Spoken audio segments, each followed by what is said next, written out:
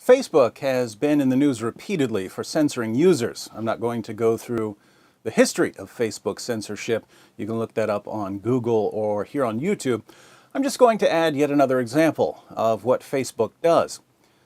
Earlier today, I got a YouTube message threatening to sodomize me and my mother. I responded to the message, took a screenshot, and posted the screenshot on Facebook with a warning that the threat contained graphic language.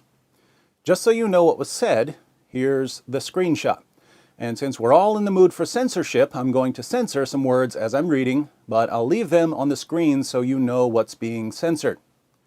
From Adil Abba, we have, "Censored, you censored, and yes, your mom is a good censored. Sucker, you censored, censored. If you were in front of me, I would censored you and your mom censored." And now for my epic reply.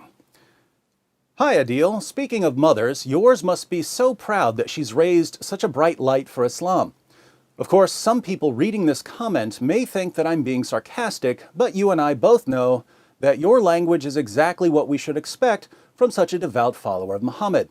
After all, Muhammad declared, 'If anyone proudly asserts his descent in the manner of the pre-Islamic people, tell him to bite his father's penis, and do not use a euphemism.' Mishkat al-Masabi. Likewise, Abu Bakr, Muhammad's closest companion and the first of the rightly guided caliphs, once told a pagan, 'Go suck the clitoris of a lot.' History of al-Tabari. It's good to see that you're trying to be consistent by truly emulating your prophet, instead of emulating the Walt Disney version of Muhammad so familiar to Westerners.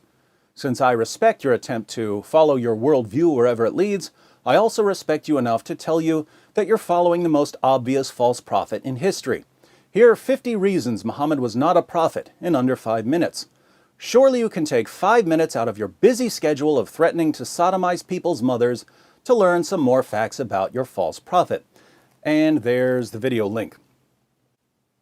So that was the conversation I posted, and Facebook removed the post. I got a message saying, "We removed the post below because it doesn't follow Facebook community standards." I looked at Facebook's community standards. The only guideline I could find that's at all relevant to my post is this: "We remove content that threatens or promotes sexual violence or exploitation."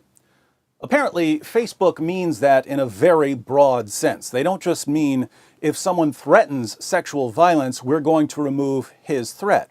They mean if you point out that someone has threatened sexual violence, we're going to stop you from pointing it out.